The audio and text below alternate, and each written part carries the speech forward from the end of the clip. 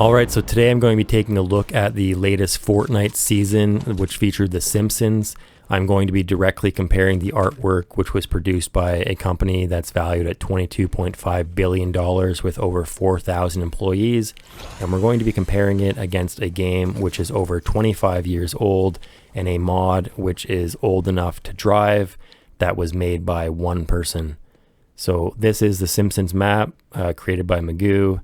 It was released in 2008 and seemingly was made by one person, and there's no AI art or anything in this map.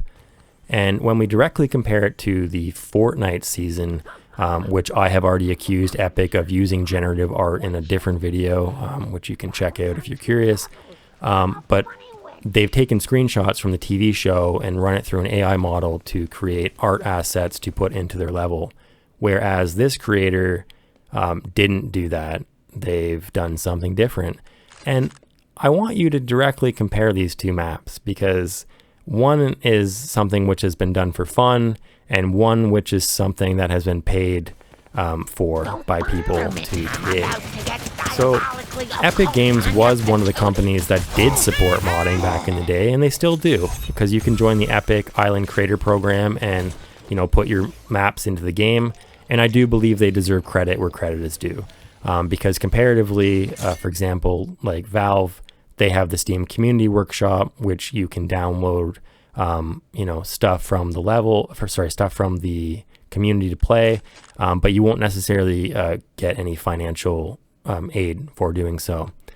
Now, Epic does pay their creators. It's relative based on playtime and how many people are playing, and they've now changed it so now people don't make any money unless people buy stuff directly in the map. So that's a horrible change, which I am entirely critical of, but for a time they at least did have it.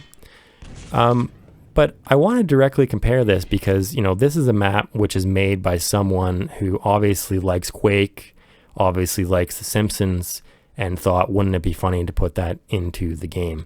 And there is a ton of passion put into this map. As you can see, it's a great map.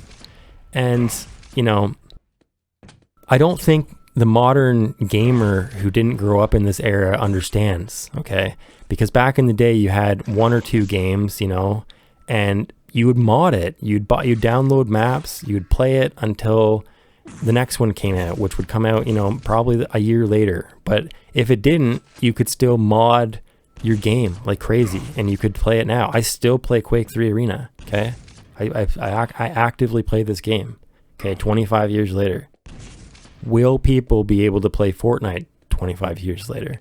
Well, no, they can't even play the original Fortnite now with the original movement if they wanted to, right? So I'm just pointing this out for people who weren't aware of, you know, where the gaming industry came from in terms of modding and in terms of how players gave back to the games which they loved. So I'm just curious, you know, if you're watching this, what could you make? What are you capable of doing? I think you could create something very, very cool.